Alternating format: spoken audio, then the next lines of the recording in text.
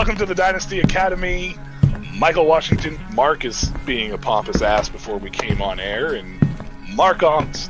Well, I mean, you are. I'm not. I mean, you are. Eli Manuel. Why would you draft a wide receiver, too? Eli, you can cut this out. You could leave it in, too. Restart.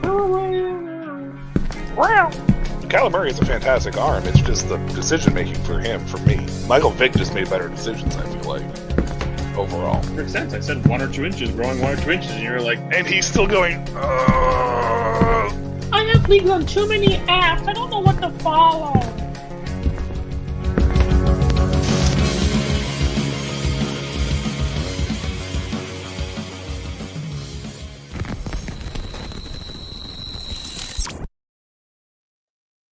Oh, man, welcome back to Dynasty Academy. It's been about a month now. We apologize for that, but guess who's back with us?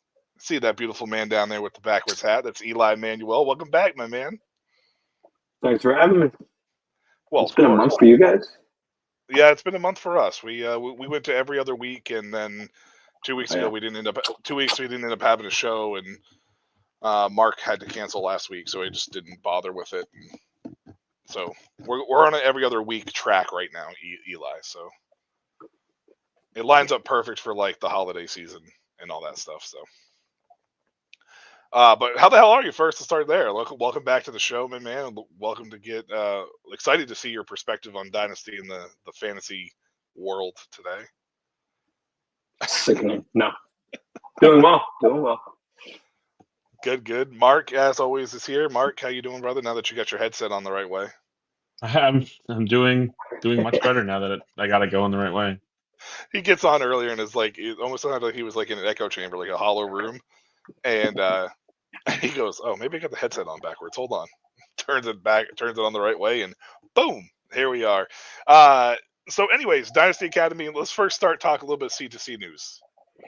Because Julian Juju Lewis, the 5-star recruit quarterback who was believed committed to a team on the West Coast, USC, has flipped his recruit to Colorado, and that was announced today. But also, Bryce Underwood, the 5-star recruit and number 1 recruit of all next class, was committed to LSU, flipped to Michigan today. No question. Wasn't he originally Michigan, flipped to LSU, and then flipped back? Is that what happened? I believe it was. All I know is that the reason for this flip is because it's like a $10 million NIL deal. This kid's never played it down in college football in his life, and he has a $10 million NIL deal with Michigan. That's about all I know. But didn't he like come out like recently saying, "1 game isn't changing my mind. Stop asking me. I'm going to LSU. $10 million doesn't matter to me either. I'm going to LSU." Isn't this what he's been saying? It came out 2 weeks ago. That's what it was. But that's some important C2C news for moving forward, especially for our freshman drafts next year, because both those places look like they're going to have open quarterback competitions next year. So I don't believe that there's Alex Orji is going to be there in Michigan much longer. So it's going to probably be wide open for those two guys next year. So that's some C2C news to start off with anyways. As a resident Michigan fan, Eli. I don't even want to talk about Michigan. Okay, all right. Can't be any worse than FSU, that's for sure. It's good. All right. Excellent mediocrity this year. Well, you could be Florida State. So, because I haven't talked about them at all this year because I refuse to. All right. Let's move on. Let's talk first and foremost. I want to talk about the Jets. I want to talk about what's going on with this situation. It's a damn nightmare. It's a clear dumpster fire. Unlikely Aaron Rodgers will be there next year. I would not be shocked if even at some point he gets benched this year. Confirmed he's going to the Vikings. Confirmed he's going to the Vikings. He's definitely following Brett Favre's path. Yep. Well, first and foremost, I want to talk about this from a dynasty perspective because what does this do for Garrett Wilson and Breece Hall?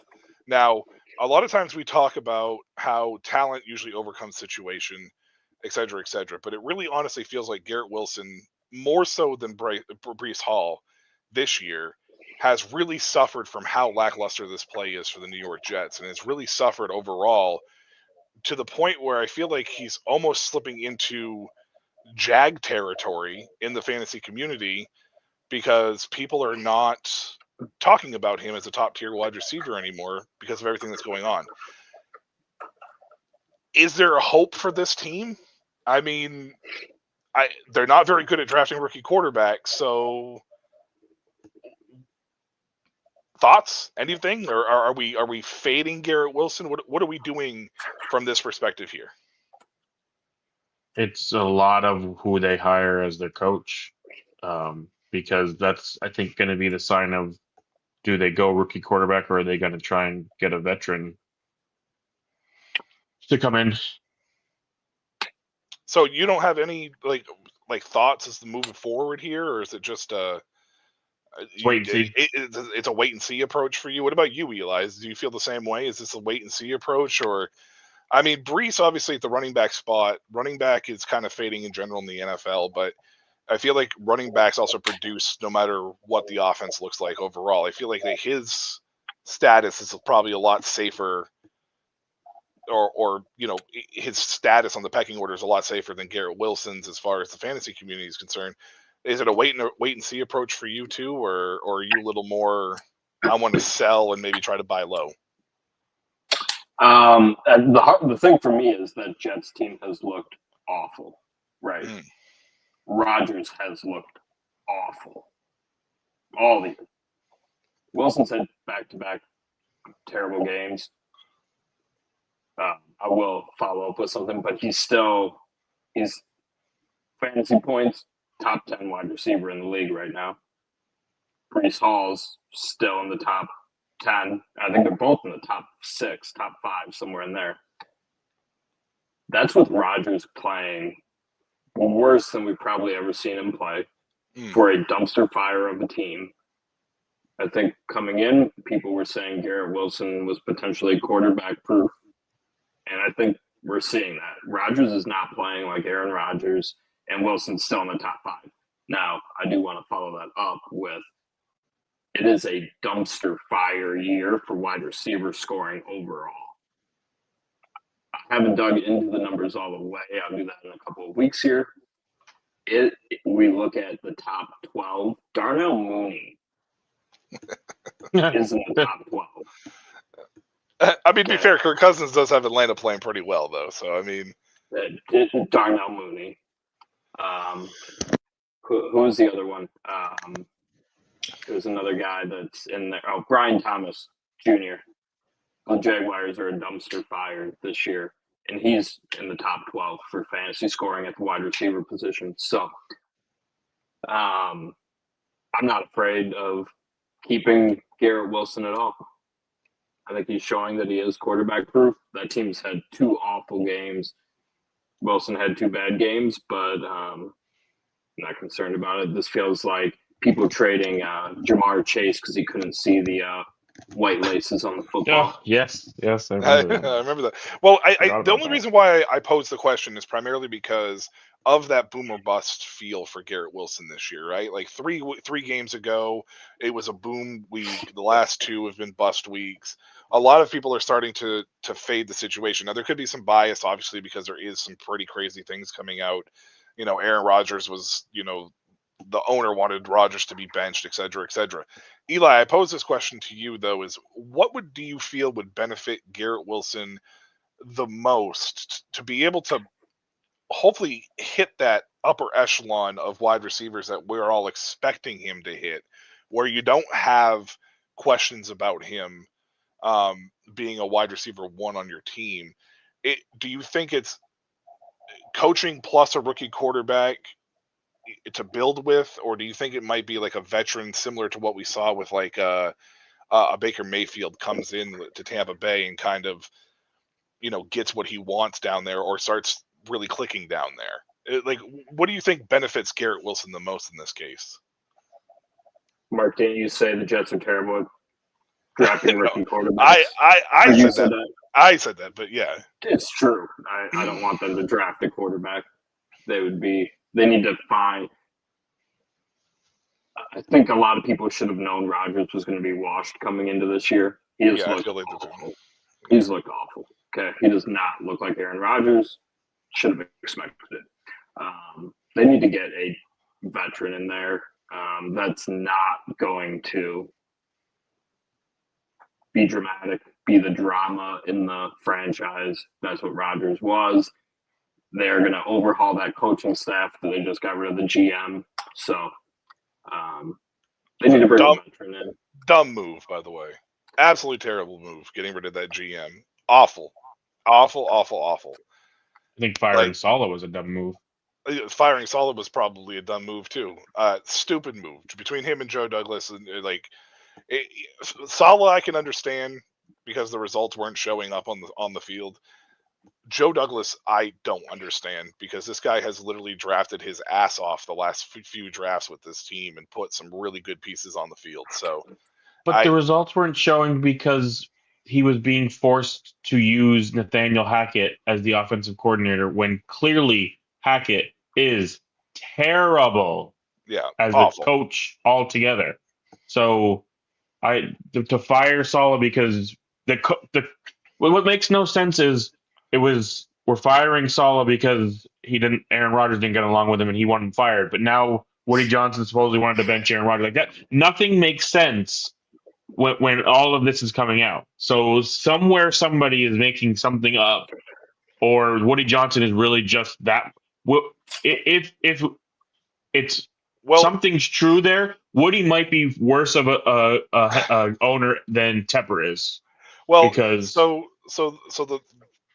the report that I read was basically Woody Johnson was never a Robert Saleh guy. It was his brother who hired Robert Saleh because Woody Johnson was an ambassador in the Trump administration for his first run overseas somewhere. So he let his brother run the team while he was doing that. And Woody came back and the team isn't performing. And now apparently Saleh was the scapegoat. I don't know how that is, but Woody Johnson clearly is inserting himself into a situation in run that is not helping the Jets organization at all. Luckily, Brees and Garrett Wilson are super talented. They're able to kind of overcome it. Let me ask you this. What about a guy like Jordan Travis? Now, they drafted him in the 6th because he was hurt. He was injured. He's on the PUP list all year this year. The Joe Douglas is gone, so it doesn't seem very likely. Saleh's gone, Douglas is gone. It's one of those things where the person they hire is going to bring in. And does Travis get a shot? Sure, I'm sure he'll get a shot. But they're gonna, I've been trying to think about, okay, what's some veteran quarterbacks out there that need teams? You got Russell Wilson, you got Justin Fields, Jameis and Flacco. But I mean, I don't feel like they would fit at Sam this point Darnold. for that team. So, I just want you to know Geno Smith was my first thought, and I went, oh, wait, that's not going to probably. But Sam Darnold, Geno Smith, I can't imagine Geno Smith or Sam Darnold wanting to go back to New York ever. No, I can't either. So, you're looking at what you have to take whichever one the Steelers don't want of Russell Wilson or Justin Fields, because really, who else is available? Russ is washed.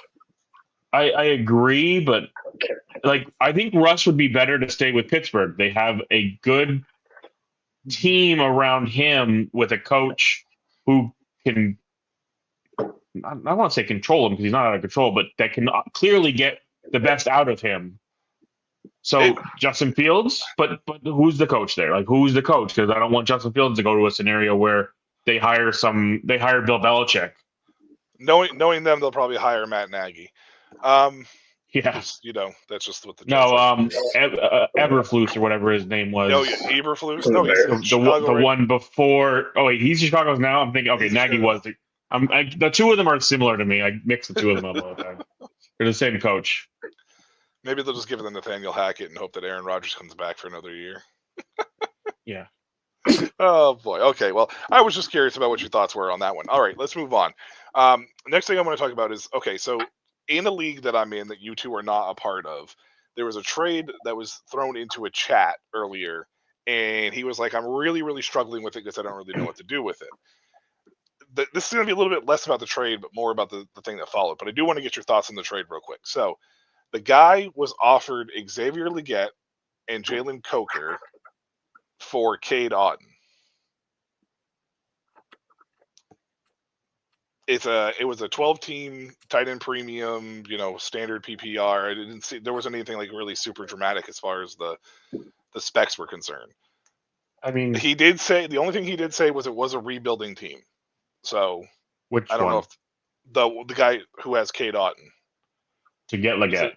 So he was offered Leggett and Coker for his Cade Otton. Coker is His nothing. Cade That's you could get rid of it and it wouldn't matter. It's not anything in the deal. So take that away. Just I would tell the guy to keep him. I don't want him. I mean, I believe Coker is in the top 10 for rookie scoring though. Wide receivers. Really? Yeah, I think so. Check that.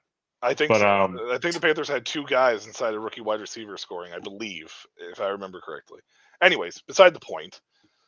I mean, to me, it's fair. I say Leggett for Otton too, because I don't think Coker is going to amount to anything moving forward in general. Anyways, I love Jalen Coker. He's just so raw of a prospect that he's never going to reach a top ceiling to be relevant. So, not with that team and what they're like. I just feel like it's going to be. He's there for now. He's ahead of Marcus Valdez-Scantling. Oh yeah, Marquez Valdez, who had one good game all year. It caused me my first loss in a fantasy league. We're not going to go there.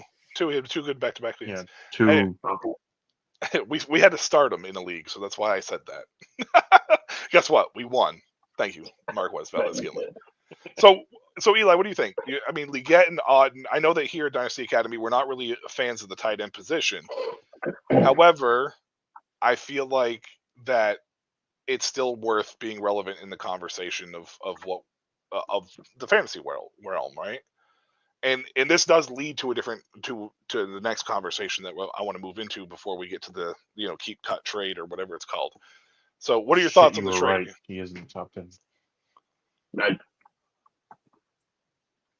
Would you prefer Leggett over? Would you prefer Leggett over Otton, or are you? I'd keep Otton. Keep Otton in that situation. Let me ask a question. Do you have to start a tight end? In this league, there's a tight end requirement, yes. And the guy wanting to get Otton is contending. The guy that has Otton is contending. The guy who asked the question was the rebuilding team that has Otton already. That's weird. I don't want Otton if I'm rebuilding. No, he's young. He already has Otton.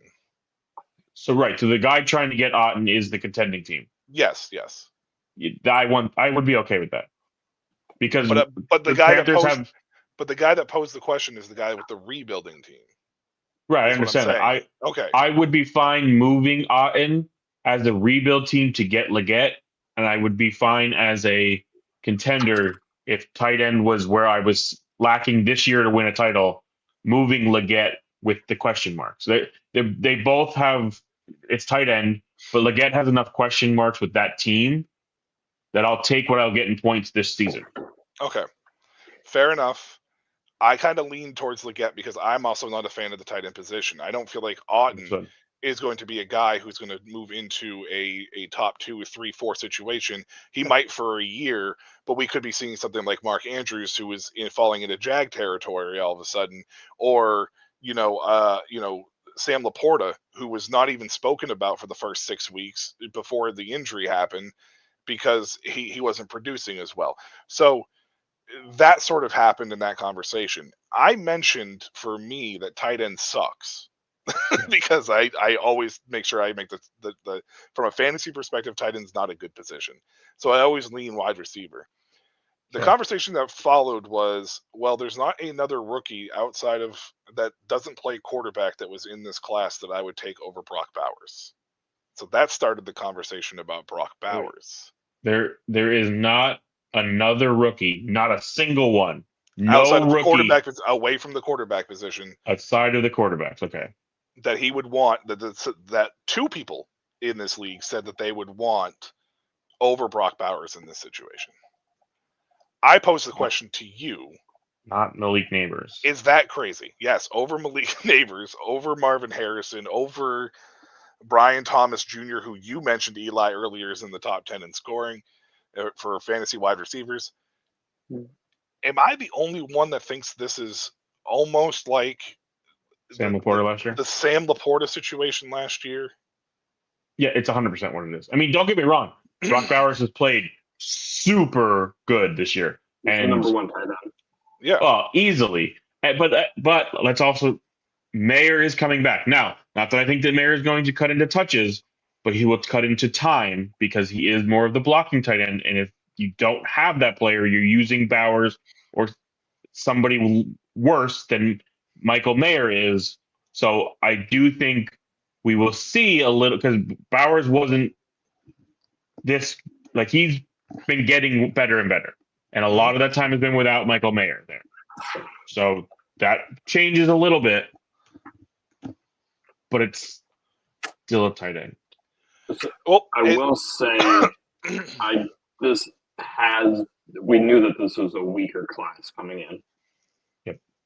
Overall. Yeah. Okay. Yeah.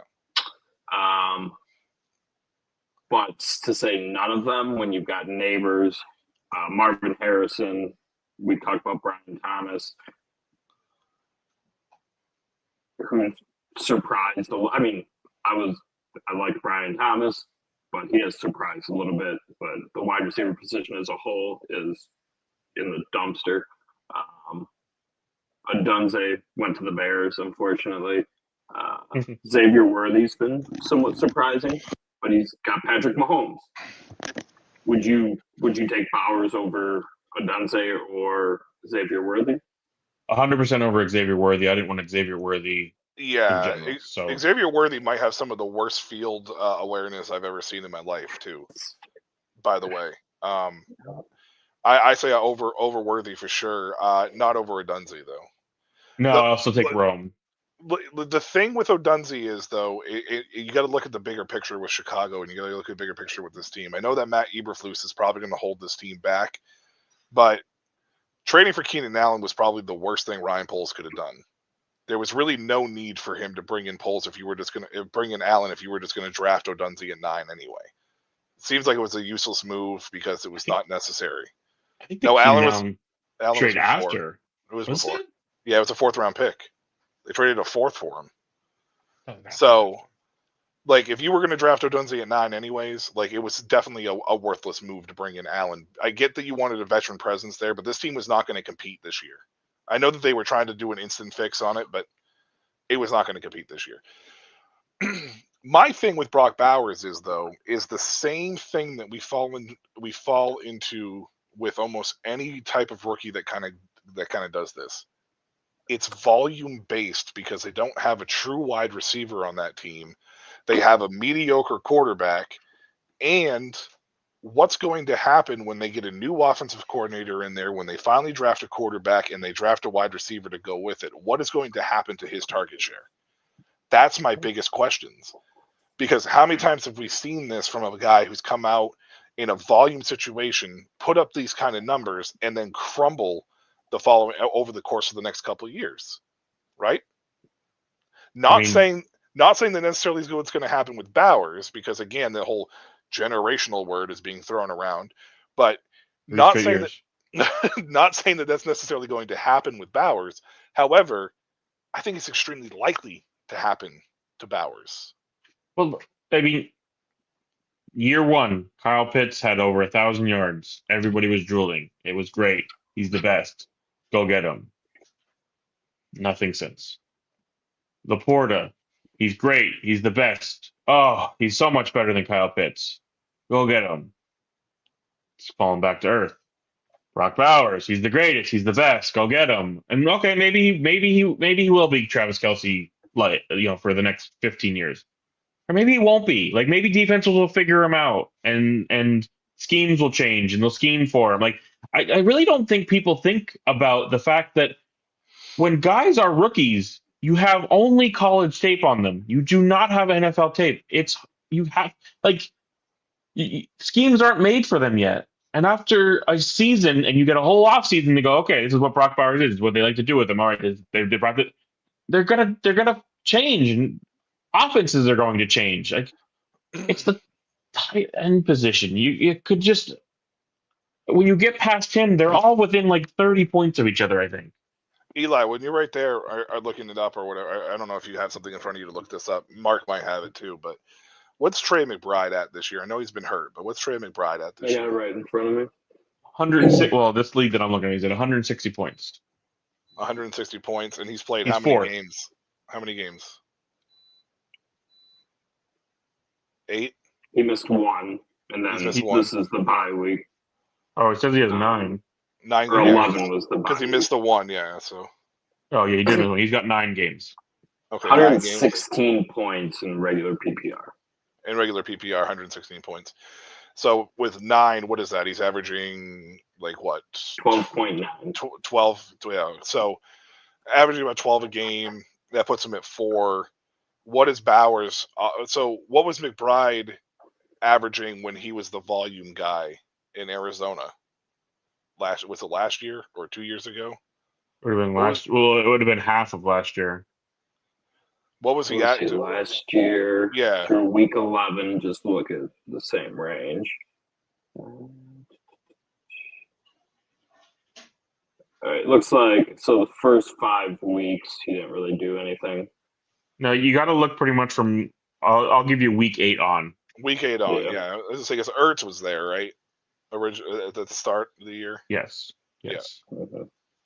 So week his snap 8, percent at week 8 started at 82, and it pretty much was up above 70 from there on, except for 1 week. What was his target share? he averaged 15. He averaged 15. So even he's taking a dip, even though he's now the tight end 4. Like, for me, it's just more along the lines of the tight end situation. Mark, I think you mentioned it in the during the preseason leading up to the season about Travis Kelce having his worst year last year and still finishing as a tight end 4. Right? He didn't go for 1,000 yards, I don't think, and he still ended up as the tight end 4. Mark Andrews was universally loved in the fantasy community as a top 3 tight end no matter what. Nobody wants him now. I don't even think you could sell him for a 5th if you're lucky enough. Like, it's crazy to just watch this tight end position move the way that it's moving. And there's no guarantees that Bowers is going to do that once the Raiders get a receiver and a quarterback in there that they want to build that offense around. Like, am I the only one that's looking at this on a logical basis? Like, I'm so confused by this. Yeah, the fantasy community is always fawning over what tight end they can figure out is going to be the next one. It's this mentality as I need to be the guy that picked out this one, and it's just every the new year Kelce, the new Kittle. we're just recycling it. Kittle's hurt so often. And that's the thing is, like, I mean, really, realistically speaking, you usually get 1, maybe 2, possibly 3 tight ends that at a steady pace do it for a chunk of period of time, and that's it. Yeah. And that's it. You have comers and goers every year. You know. Yes, I think Sam Laporta will be fine in Detroit's offense because Detroit's offense is super, explosive, but they just don't need him right now. Like, that's the problem. Like, they just don't need him. The Raiders need Bowers right now, but what happens if they don't need Bowers in a year or 2?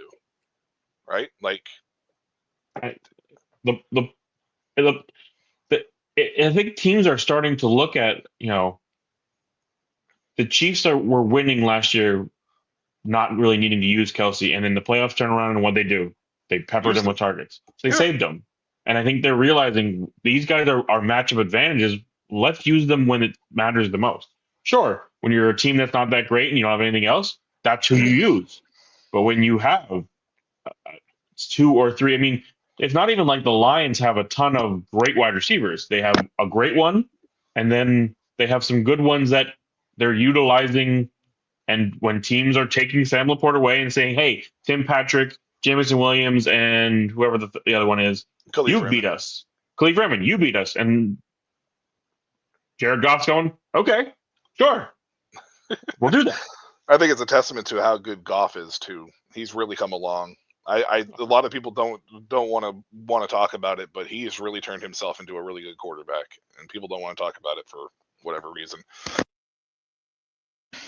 Just needs to stop having the 4 or 5 interception games. It'd be really wonderful. Yeah, I mean, he had 1 this year, and that's it. Me. So, all right, now we'll put a little cap on this, put a little feather in the cap. if you were to redraft the rookie draft right now, and we'll say non-quarterback, just, we'll just take the quarterbacks out of the equation in this situation. How much change have you made, and has Brock Bowers moved up on your board at all? No. He was after the 3 wide receivers to begin with. I wouldn't say, I believe for us, we had him right around 6, 7, I think. And Brooks, and obviously Jonathan Brooks is a little bit of an anomaly because he has not hit the field yet. But he wasn't up there though anyway either last year, because we knew going in he was going to be injured. So I don't think Brian Thomas has probably moved ahead of him just because Brian Thomas has shown looks to be a top tier wide receiver. So I'll say he moved back 1 spot for me, Brock Bowers, to 5.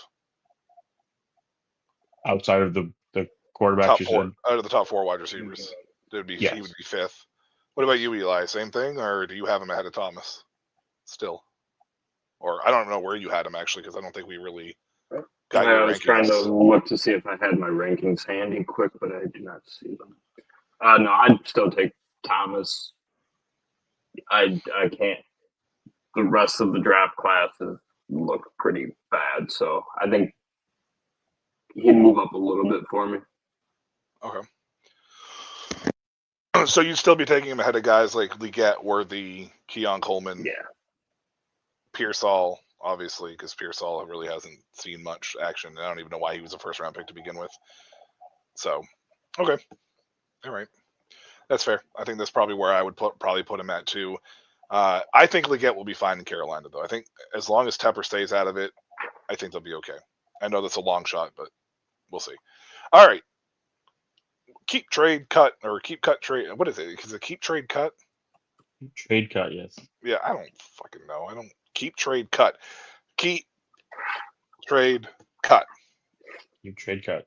Mark has put together a couple scenarios for us. I think he said 3 quarterbacks, 2 running backs, 2 wide receivers, like groupings. Something like that, yeah.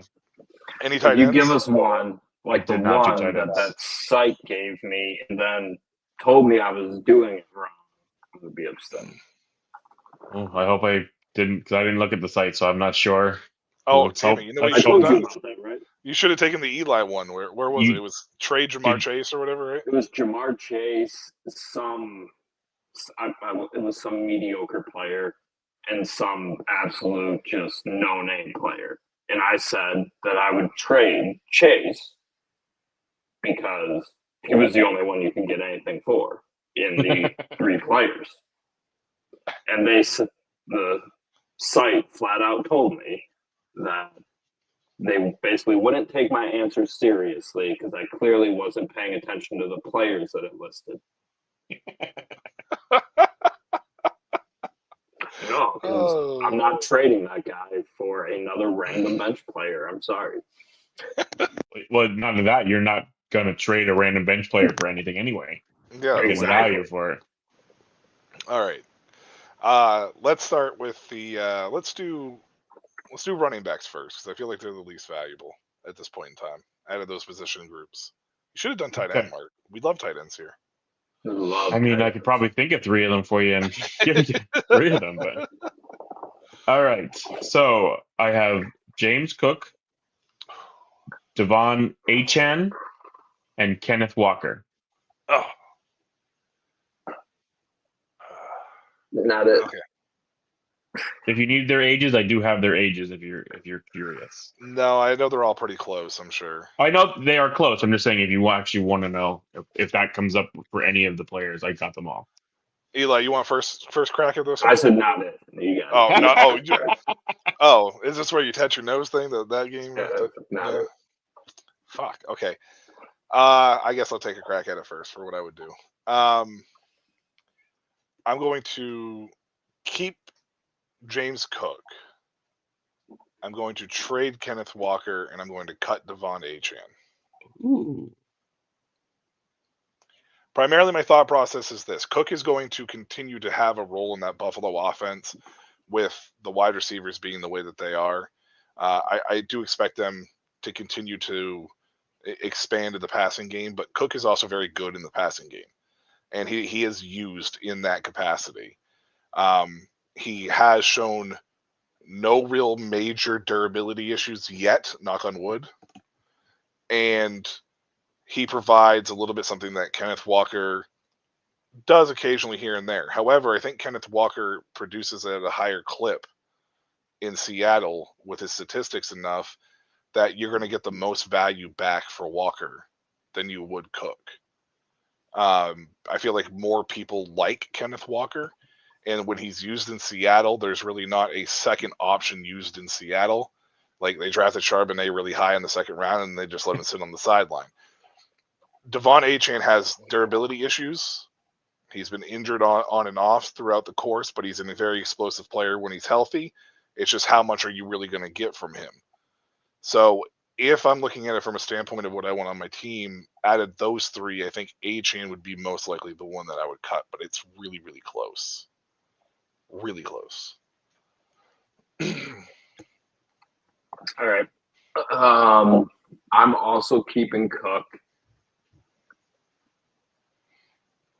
Mainly because I think he's the less shiny object in the scenario. Yes. He's going to produce there. He's just going to. I feel like he and Achane almost have similar roles in their respective offenses. I'm going to trade Achane because I think people like that explosiveness and people like those big boom games. I think Kenneth Walker just leaves a bad taste in people's mouths a lot, so I'm going to cut Walker. Interesting. Okay. And Achane's the highest scorer of them this year. So I'm in agreement with Eli. When you said you were going to trade Kenneth, I was surprised because I feel like Achane will get you a better value because of he's the shiniest object of the three. You talk about people Cook and people like, I feel like that's becoming Kenneth Walker. Like, he's solid, but not like flashy. Cook I think is more flashy, but people just don't like him because he's a receiving back. So he's never going to be the guy, even though he's been the guy for a year and a half now. He's never going to be that for that team. So yeah, I would trade HM because I think he's the shiniest object. I will say that the explosiveness is really high, but if you're going to use the argument that you don't like James Cook because he's a passing catcher, and then you're going to say Devon Achane is the dude, it's kind of weird to me because Achane is used a lot more in the screen game in Miami than Cook is used in Buffalo. I don't disagree. That's why I'm keeping him. The boomer bust side of things is like, I don't know. I feel like maybe it's just because I'm not as in love with the boomer bust side of things unless I'm in best ball. That's why I'm trading. Exactly. Yeah. I don't know. I just thought people liked Walker more because he's producing. They like him more than Cook. I agreed with that part of your statement. I don't think they like him more than HM. Interesting. Okay. James Cook is easily the one I keep because I think his role is secure. Yeah. I think he's shown he could be the best in that role, and they utilize him more, and his offense is the best one of all three of them. So hey, our listeners out there, go ahead and put in your comments which one you would do, which one you would say. Let us know if you agree with us. Let us know if you don't. Let us know if we're idiots. Let us know which one you agree with, and we'll discuss it some further. Yeah, absolutely. Please do. By all means, chime in on the Devon Achane and Kenneth Walker situation if you're listening and have one or two or what your thoughts are. All right, let's go to the next running back one. Jahmyr Gibbs. This is going to be a good one. Bijan Robinson. Breece Hall. Breece Hall.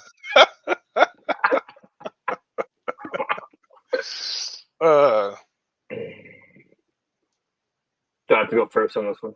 You now, because you didn't touch your nose. Oh, we already talked about Breece Hall a little bit. Yeah, we did a little bit, but still, like, if you need their ages, I have them also. I'm keeping Bijan, and let's hear their ages because I'm. So Gibbs and Bijan are both 22, and Breece is 23.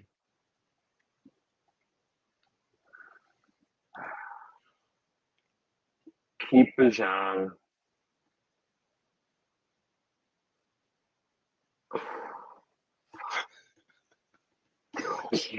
Oh, I hate you so much, Mark. But while Eli's thinking, it's crazy. Mark and I share a team that we have all three of these guys on. Do we? All Yeah, three of them? all three of them. There is one league where we have all three of these guys. I'm pretty sure.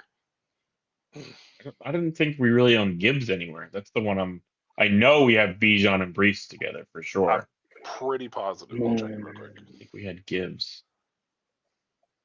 So Damn. I'll let Eli think about it. I'll answer. I think Bijan is the keep because he's more well-rounded than Gibbs. Him and Gibbs are very close. I think Bijan is just the better overall back. I'm trading Gibbs because he's the shinier object than Brees Hall at this point, and that's really all it comes down to. I would be more. I mean, obviously saying cutting Brees Hall is a terrible thing to say, but it's the game. You have to choose one, and I just think at this point his offense is the just worst. So far that it's got to be him for me. Yeah, I think I'm in the same boat. I'm just trying to figure out which one of them I would trade. I think the issue with Gibbs is you're dealing with Montgomery also being there, so some people, but it hasn't impacted him a ton to where. No, it's probably helping him. Yeah, so I think I'd trade Gibbs because looking at team. Shinier object. Concern. But Well, I'm keeping Bijan just because. I mean, I could make.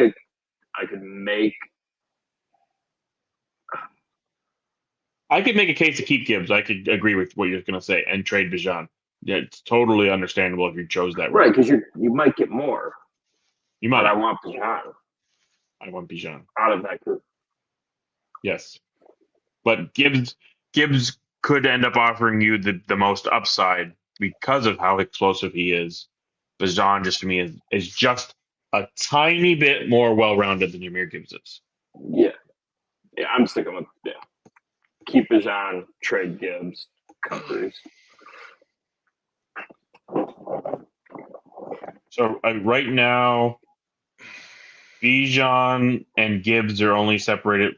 The league I'm looking at by 7 points, and Brees is behind by 11 and 18. So it's not like they're even that far off with how bad. Brees to me is the one most likely to not be back with the team they're on. So then where is he going at that point when he does if he leaves the Jets? So I think I'm going to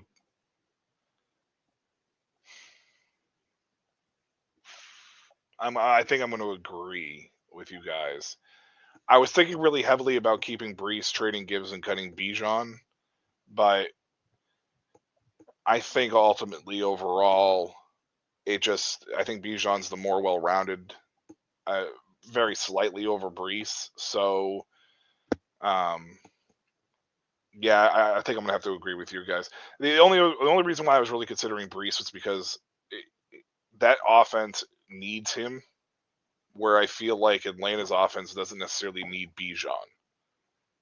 That offense is going to run with or without Bijan.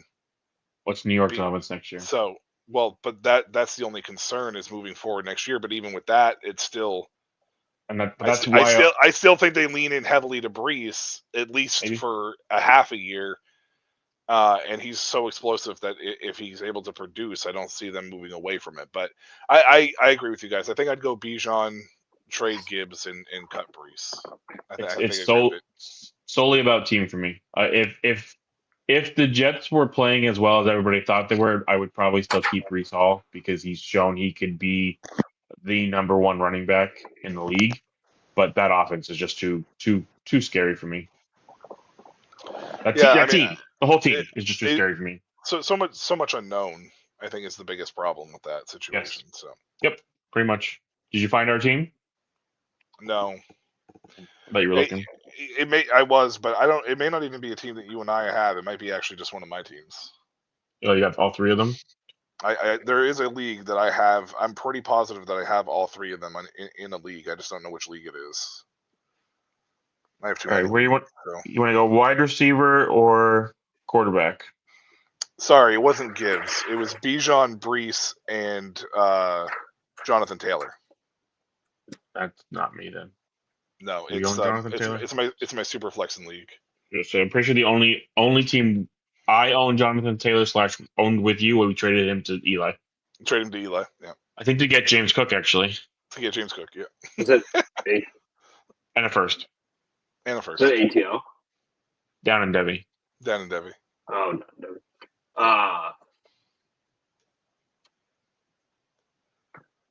Quarterback. Let's do quarterback. Let's do quarterbacks. Quarterback? Yeah, Okay. we'll let Eli choose because I picked running back first. So All right, Baker Mayfield, Jared Goff, or Kirk Cousins. Oh, this is easy. Keep Baker, trade Goff, cut Cousins. Done. Okay. I'm keeping Goff. Easy. I'm keeping Goff. I'm trading. I'm I trading. like Baker I'm too trading. much. I'm trading Baker. I'm cutting Cousins. Okay. Basically, primarily the reason why I think I'm moving off of Baker is because I don't feel he's as secure in Tampa Bay as Goff is in Detroit, and I would rather just make sure that my starter is secure long term, especially at the quarterback position, than I would any of these other positions. I think you have to approach the quarterback a little bit differently. And it's not necessarily getting the max value back as much as it is just making sure you're getting good value back for a guy. And I think Baker provides more value than Cousins does long term. Baker's too much of a badass for me to get rid of. I love Baker. I love Baker Mayfield, but it's just I don't think he's as secure long term with that team as Goff is with Detroit. I mean, I only included Cousin with those two because it was really hard to find a third to go with them that was similar in they were kind of, moving around, changing teams because he's 6 and 7 years older than those two guys. So it's obviously, and everybody thinks it's a 2-year boom, and Atlanta's moving on. So he's just the only one that fit in that with those two guys the most. Like I don't know that there's any other quarterbacks kind of similar to them. Those two. Jordan Love.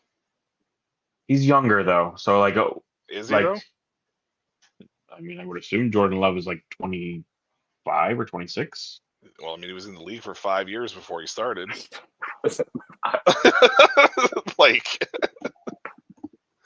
26. Jordan Love is 26.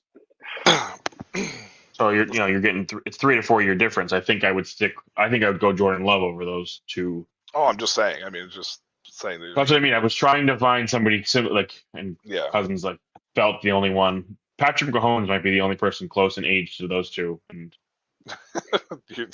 that's too easy. Right. Even though Patrick hasn't been great, he's still got a 10-year deal and winning games, so he's not going anywhere. No. So yeah. All right, we'll go with a wide receiver now. We'll jump back and forth. So Jamar Chase, Min-Ra St. Brown. I know where this is going. And Justin Jefferson. Yeah, I knew it. I knew it. Well, one of them can't see the laces on the football, so he can't. I'm keeping Amon-Ra. I'm trading Justin Jefferson, and I'm cutting Jamar Chase. Interesting. Uh, I think I'm keeping Justin. Trading.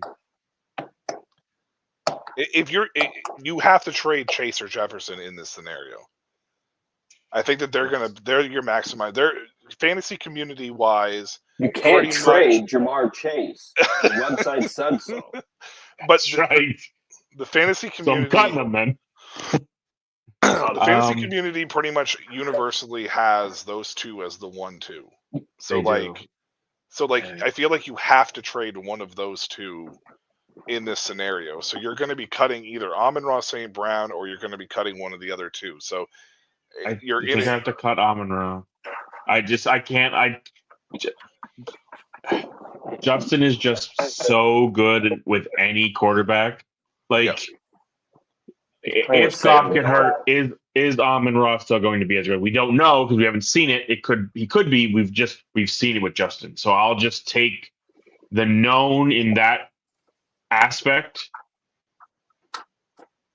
Chase would be the one I would prefer to cut, but I agree with you. I'm going to get the most value for him more than Amon-Ra. I would want to cut Chase, though. That's why I said trade Jefferson, keep Amon-Ra. And I'll tell you another reason why, too. I believe Cincinnati will, or at least in Cincinnati Smart, will pay Chase. However, Cincinnati doesn't have a very good track record with paying their wide receivers. Not saying that Chase is necessarily going to fail if he goes somewhere else. I just don't like the idea of a guy at his age, at his caliber, switching teams if that's what it comes to. And with his contract status being up in the air the most at this point in time, I really, really struggle with whether or not Cincinnati is going to pay him. It's not Chase. It's Cincinnati in this case. Jefferson and Amon-Ra St. Brown, specifically Amon-Ra St. Brown, is going to have his quarterback with Jared Goff probably for most of his career. So I was thinking injury, if Goff gets injured. But I'm just saying, in general, like, I think that's going to be, I mean, injuries happen. I mean, you could have Burrow go down and what has happened in that situation. If you have, J.J. McCarthy breaks another knee and they throw out friggin' not Sam Darnold, but somebody else. But that's the thing they have. We've had Nick Mullins, and Justin Jefferson is fine. Right, but I'm just saying that, like, I don't think Amon-Ra St. Brown is... I think he's quarterback proof personally myself too, but either way, I'm thinking long term from a standpoint, his career is going to be a majority with Goff, and I think I'd rather keep that. That's the reason why I picked Amon-Ra. So I'm keeping Jefferson. I don't think you could go wrong keeping any of these guys, to be honest with you. No, that's not entirely true, in my opinion. But regardless. I am trading Chase because you're going to get the most value out of him. And I'm going to cut Amon-Ra, even though I don't like that. Maybe I'll just flip that for fun. My issue with Jamar Chase, and this is consistent, even if you just look at this year and last year, Jamar Chase is not a consistent fantasy producer. At all. I mean, and Burrow has been more injury prone than the other. 40, 50-point games, and then he puts up absolute garbage weeks in between. That's the only reason that he's leading the league in points right now, is because he's had 2 or 3 massive weeks. We go look at last season's game logs, exact same thing. He is not a consistent producer. That's my issue with Jamar Chase. So, and I mean, 2 of the 4 years, he's still top 12, but it's 12 and 13. So it's not like he was, Chase is the one I don't want. I think of the 3, Chase is the most with the most head space issues compared to Amon-Ra and Justin Jefferson. Like, Jefferson wanted to be with Minnesota. He just needed Minnesota to say, this is what we're doing at quarterback. Amon-Ra is a Detroit guy, and people passed on me to the 3rd round. I'm pissed off, so and he is a Detroit guy. He's a hard worker. He's there. Chase, I think he could go wherever he wants, and he's just gonna be like, whatever, I'm gonna go there.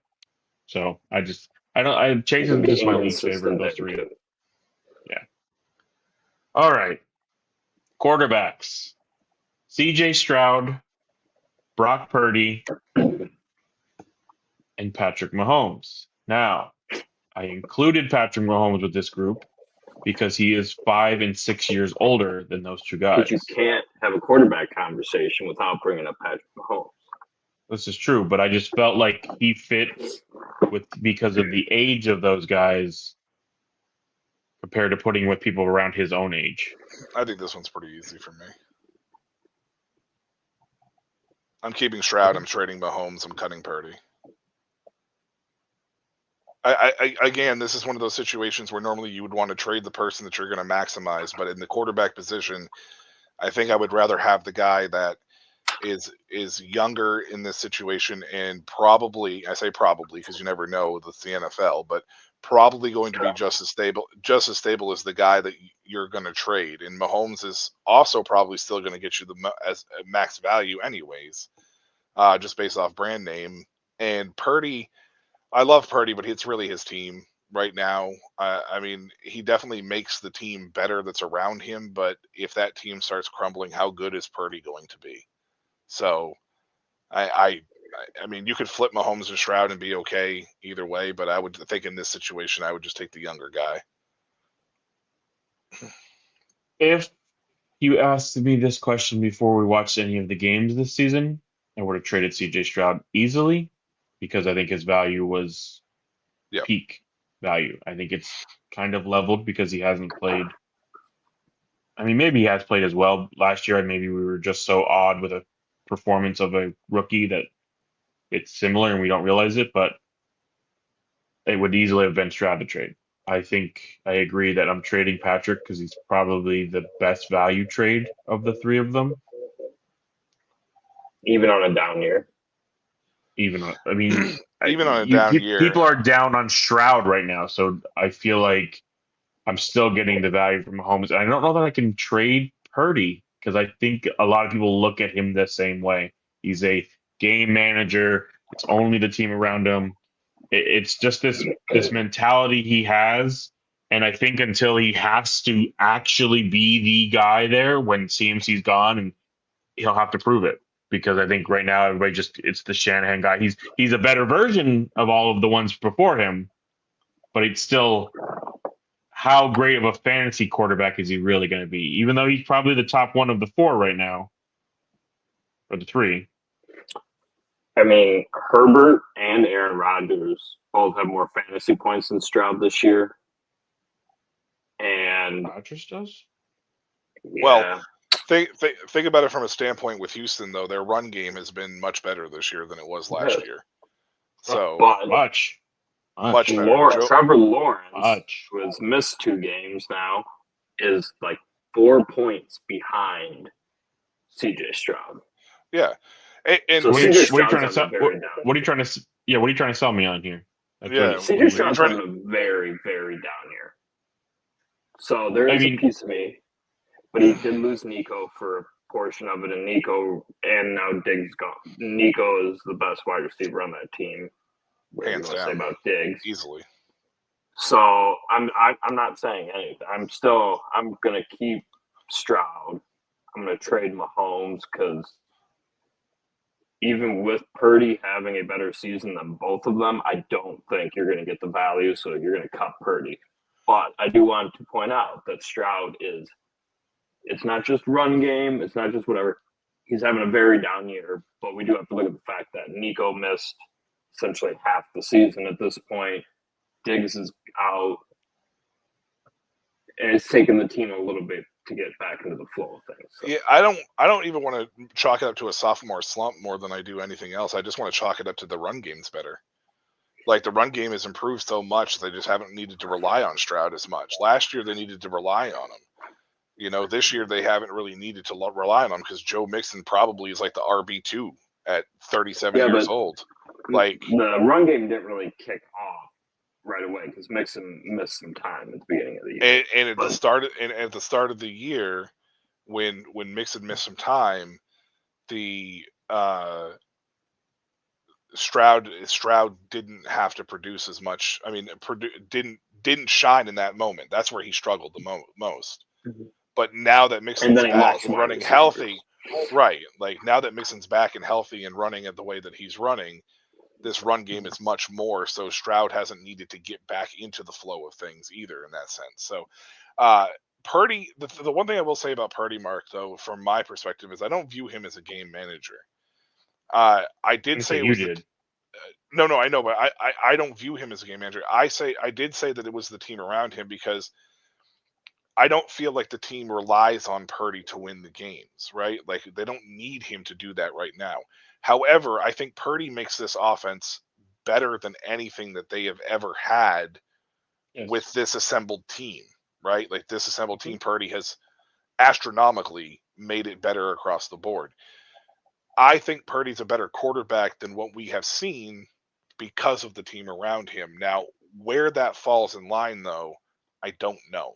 That's the problem, and that's why I cut Purdy. I think the team would prefer him to have less fantasy points. Obviously, Yeah. they don't care, but less fantasy points than what they've been getting without players around him because they aren't winning games. He's played very well, and they're not winning games because the pieces around him just aren't good enough, and he's not good enough to go win you those games.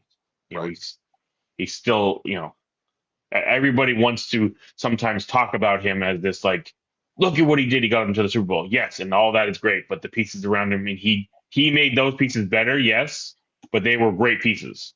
Right. He isn't, I don't think, a guy that's going to take mediocre pieces and drag them along with him. I don't see Brock. I mean, the only person that you could make that case for would probably be Juwan Jennings. Yeah, but I feel like Juwan probably was good. He just was outshined by people before him and not given the chance. Oh, I completely. Or maybe he needed time to mature. Who knows? Yeah, I don't necessarily disagree with that either. All right. Brian Thomas Jr., Jackson Smith and Jigba, and Malik Neighbors.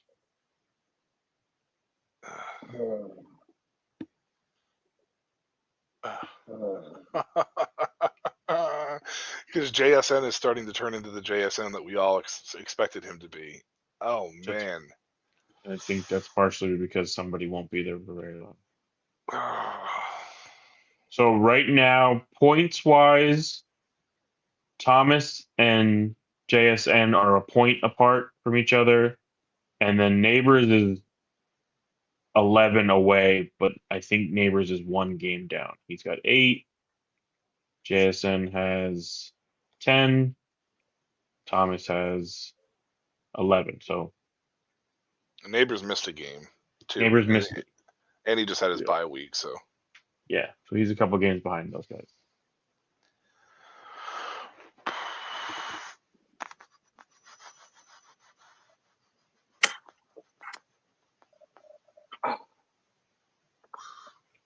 So I think I know who I want to keep, but the problem is figuring out who I trade for the most value. JSN is currently averaging 15 points a game. Brian Thomas is currently averaging 13 points a game, and Neighbors is averaging 17 points a game. I didn't know I could see that on Sleeper. I found it. Their ages are 22 for Thomas, 22 for JSN, and 21 for Neighbors. Yeah, I don't think age really matters for these guys in this situation. No, but I think it just proves they're close.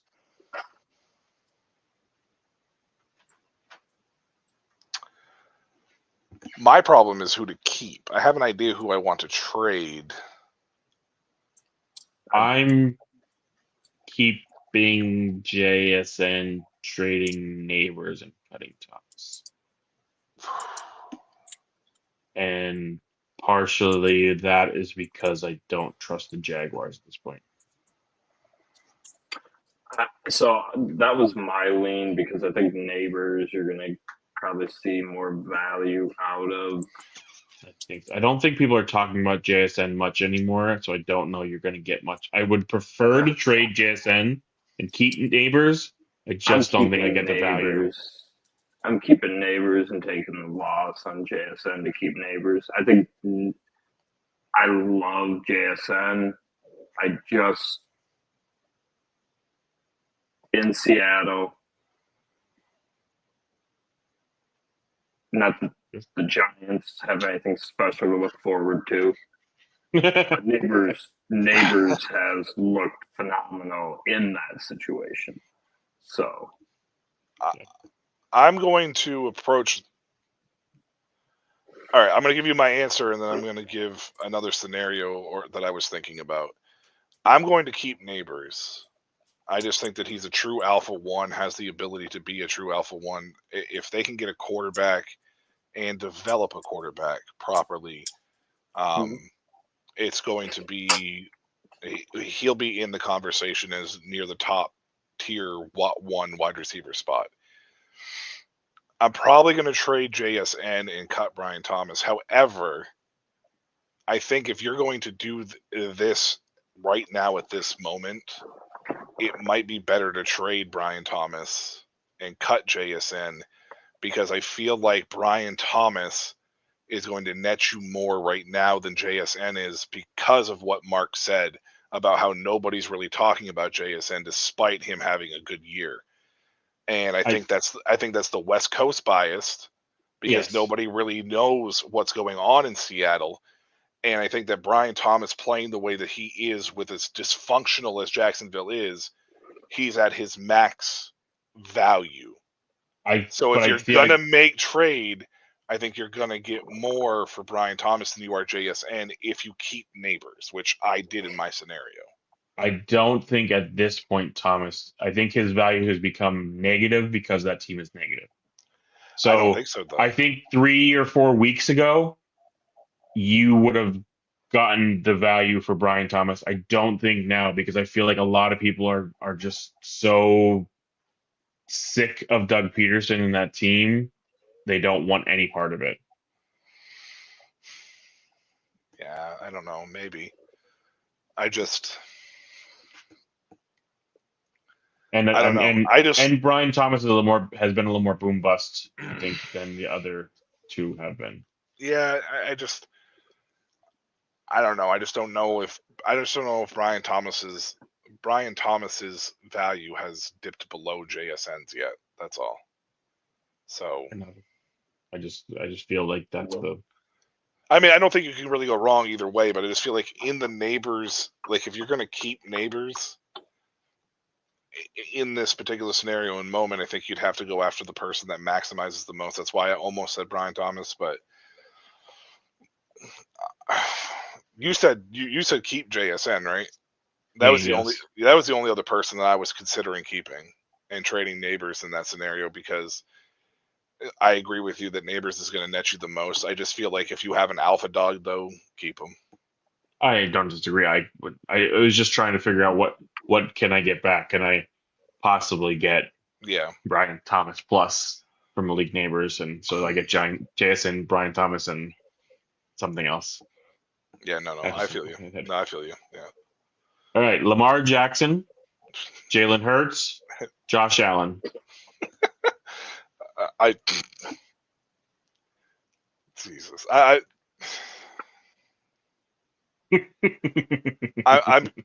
keeping Josh Allen, trading Lamar, and cutting Jalen.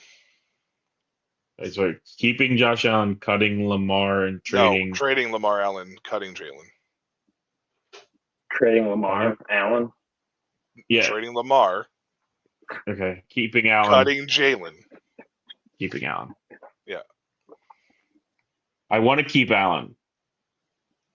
I just think that I think you need to keep Allen.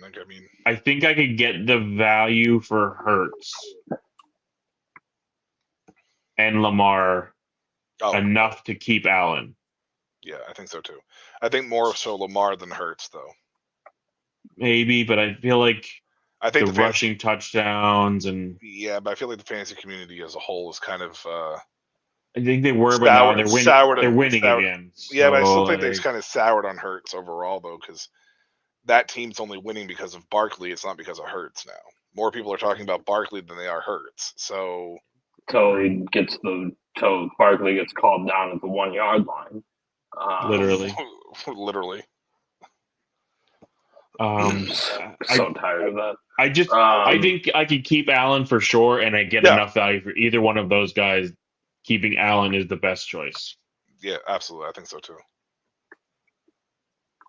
I mean, you could probably get more in value in general for Allen.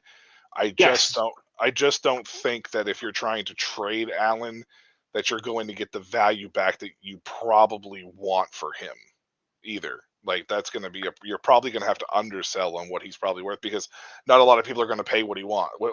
Unless you're a team that happens to be 2-10 right now, and you're not going to get max value back at all. So I'm not worried about it. I think I can get enough value for Hurts or Lamar yeah, that I can keep Allen and not worry about trading him. I'm going to keep Allen because he's doing it. He's not terribly far off points wise from the other two.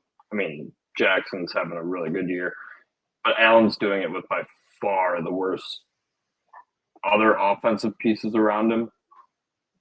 especially with the wide So receiving group. keep Allen, 20.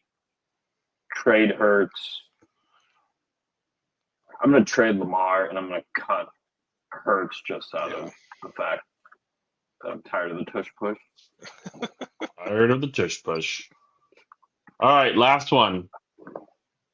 George Pickens, Lad McConkey, Drake London. Ew. Can I go first? Go Sure. ahead. I'm keeping George Pickens, similar to the reason that I was keeping Baker Mayfield, because I just like watching the guy play. And I think he's doing it with a washed quarterback.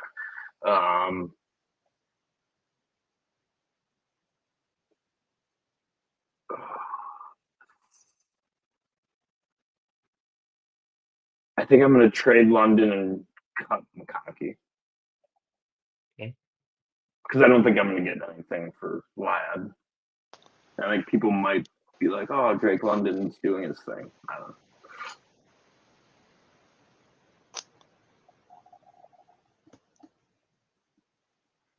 I'm gonna Final answer. fuck if I know.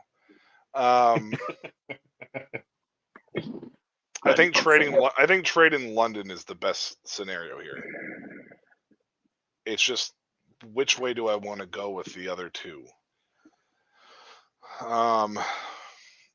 You know what? I'm going to say keep Lad and cut Pickens. I do love Pickens, and he is a hell of an athlete. His attitude is slightly improving, I guess, but I think there's too many quarterback question marks moving forward for this team. Is it slightly improving because he's the only option on them and they're peppering him targets? Yeah, I think so too. And I think Lad He's is fun to watch, though. he is very fun to watch. He's very the much most fun of these three guys. I'll give you that. Yeah, absolutely. I think Lad is a guy that he's a Jim Harbaugh kind of guy, and they want to build with him in that wide receiving core, and he has pretty good rapport with Justin Herbert, who's actually played really well this year so far. It's a very Jim Harbaugh thing of you to say. I know, right? And I'm not the Jim Harbaugh guy. You are. You're the Jim Harbaugh guy, and and I just think London gives, with the way that London's been playing for Atlanta this year, I just think he gives you the max value that you could return in this case. So I'm going to say Lad, keep, trade London, cut Pickens. Very cutting very Pickens. Yeah. Well, my thought is a future side of things. I don't know though, because Atlanta's definitely up in the air for a question mark for future. Do you think Pickens is more valuable now than London though? Like I just don't. I don't know. So. You think so? See, that was my only coin toss. There was who was more valuable. When we talked about the shinier object, I think that's George Pickens. Yeah, it's fair. I just know that Drake London had so much freaking hype, and people were like ready to induct him into the Hall of Fame when he got drafted. And yeah, with the same with him and Pitts or the bee's knees. Every single freaking year that Atlanta drafted somebody, oh my God, they're going to the Hall of Fame right now. That's the thing. I think I can get the most for Pickens, but do I want to keep Pickens? See, my only issue with Pickens about keeping him is I don't know what the quarterback situation is like going to be next year. I don't really care what it is. He's got Cooked Wilson throwing the ball, Mr. Unlimited. Yes, but if they move on from Cooked Wilson, if they don't keep Fields, if they do find somebody else, that's the other option. Fields isn't I think Cooked Wilson is perfect for George Pickens because he will just toss it up there and let George show his athleticism. That's fair. That's fair. The idea that they don't keep Wilson might be worse for George Pickens for a guy who's actually accurate in their passes. That's what I Might not mean, be good for though. George Pickens. That's what I mean. Like, what are we going to do? And what's going to happen if they do add another wide receiver that's actually relevant and not named Mike Williams? That's what I'm more worried about is if there's a competition at wide receiver, is George, because he wasn't really when there was other people there. Like he was good for that one throw, but now he's the only one. You throw about 5 of them up to him, and he looks I great. do have to say, there is a piece of me that wonders if he's one crossing route taking a hit to the head from being Antonio Brown. So He might be already there. I mean, He just Vontaze, hasn't. we'll see. I mean, He's Vontaze fun to Burfict's watch. not in the though. league, He's so fun to watch though. I just my problem with these 3 is like I want to move on from all 3 of them I want to trade them all. because like Ladd is safe Don't- most likely, but like is he safe enough that I want to keep him on my team, or is he just too boring? I just feel Jordan- like Ladd. I just feel like out of these 3, Ladd is the only guy that's not going to be in a situation where we have to worry about coaching changes or quarterback changes, or any kind of changes to this offense in the near future. Like, Sure, but like, what if they add another wide receiver? So now it's Johnston, Ladd, and somebody else. I mean, that's fine, but I don't see them spending a first-round pick on a wide receiver this year. Doesn't and have I to be don't a really- first. Well, I understand it doesn't have to be a first, but Quentin Johnson is starting to play better. I just think I just think that it's still going to be a matter of time that they may just not even bother bringing in somebody. But even if that's the case, Ladd does most of his damage out of the slot. So if you play him like you play like Amon-Ra St. Brown does for Detroit, he can still be a main option. Player. I'm not saying he's the same player. I'm saying that you can use him the same way. Then it's essentially the same. It's essentially the same as having a guy on the outside that does just enough. You are giving And- Greg Roman way too much that he could be dynamic to even scheme these kind of plays up for this kind of guy. Come on now. This is true. This is true because the running game is still is the carrier on this side, but It's still Greg Roman. I'm simply just saying from a standpoint that Greg Roman now has a quarterback that's probably his best quarterback passing wise that he's ever had. So, in Justin Herbert. Who knows what Greg Roman could actually be as an offensive coordinator now that he actually has a quarterback that can throw the ball in comparison to his other quarterbacks. I'm keeping Pickens, trading London, and cutting Ladd. I'm taking the upside of Pickens. I'm going pure upside. I'm going Pickens. And that's fair. And there's nothing wrong with that either because I considered the exact same scenario. I just decided with Ladd because that's fine. Right now I'm just going with it. I'm just sticking with it, and I'm not changing my mind. Just safer, I think. Don't ask me again in 2 minutes. Don't ask me. All right. I think that's going to do it. Was that the last scenario? That's the last one I have, yeah. Do you want to throw a tight end one out there for us? Brock Bowers. I knew Brock Bowers was going to be involved in that. Kyle Pitts. Trey McBride. Heck no. Trey McBride or Laporta. I don't want Kyle Pitts. Cut him every time. I'm going to keep Bowers. I'm going to trade Laporta, and I'm going to cut McBride. I'm going to keep McBride. I'm going to trade Bowers and cut Laporta. Yeah, I'm with Mark on this one. All right, that was fun. Tight ends suck. Anyways, anybody have any closing things they want to say at all? Anything here? You know how sad it is that Dalton Kincaid is not as good as I thought he was going to be.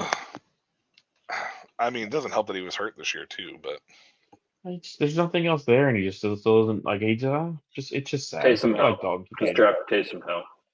Literally, he's George Kittle. He might be. He's George Kittle, and never flashy, and then when he's healthy, he actually produces somewhat, and then he gets hurt again. Mm-hmm. That's Dalton Kincaid in the friggin' nutshell right there. I just think it's hilarious that Mark Andrews has disappeared. He's back. He had one game. Oh, well, if that's the case, then the tight ends are worse than you could speak of because he's the number 10 tight end. I'm pretty sure he only had one game. Bad. It was really worth it, damn. No, Maybe two. Maybe two. two games with 23 points so far this year. He's been the tight end 6 another game. So 3 games. 3. No, okay. 3 out of 12. 11, sorry. 3 out of 11. Johnny Smith's ahead of him. Jonnu Smith. Jonnu Smith is like the Darnell Mooney of the tight ends. Yeah. Jonnu Smith. Good fucking lord. Dude's like 45. Okay. Anything else? Chris Godwin is still in the top 13 of wide receivers right now. Who is? I saw that. I saw Godwin. that. Oh, yeah. He's 13th as wide receiver right now. Yeah. He's only been hurt Hasn't for played 4 in weeks. 3 weeks. I know. I'm very sad that I. Oh, so sad. He was having such a great year. It was really helping a lot of my teams. Yeah. A lot of mine, too. All right. I think that's going to do it for us here at the Dynasty Academy. Eli, welcome back, my man. Hopefully this was as much fun as it used to be for you. Yeah. Yeah. I'll see you again in 2 weeks. Man of few words right there. He's a man of few words. Eli Manuel. He's Eli Manuel. That's Mark Onks. I'm Michael Washington. If you like what you heard, make sure you hit the like button, hit the subscribe button here on the Shady Sports Network. Thank you again to Sam for giving us a platform to talk about Dynasty Football, C2C, and Devi. Anything here. Leave a comment, rosters, constructions, trades, anything that you want to do as far as that's concerned. We'll give you an honest opinion on any of it. Follow us at Dynasty Academy on X. Academy is a 3. The E is a 3 in Academy. Sorry. And make sure you hit the like button, subscribe button for Sam Shady or for Shady Sports Network as well. I believe that's going to do it. We'll be back in 2 weeks. Enjoy your Thanksgiving. Enjoy the start of the holiday season as well. If you do celebrate that, if you don't celebrate that, have a good Thursday next week and enjoy, food if you decide to eat food. Until then, so long. Have a good one.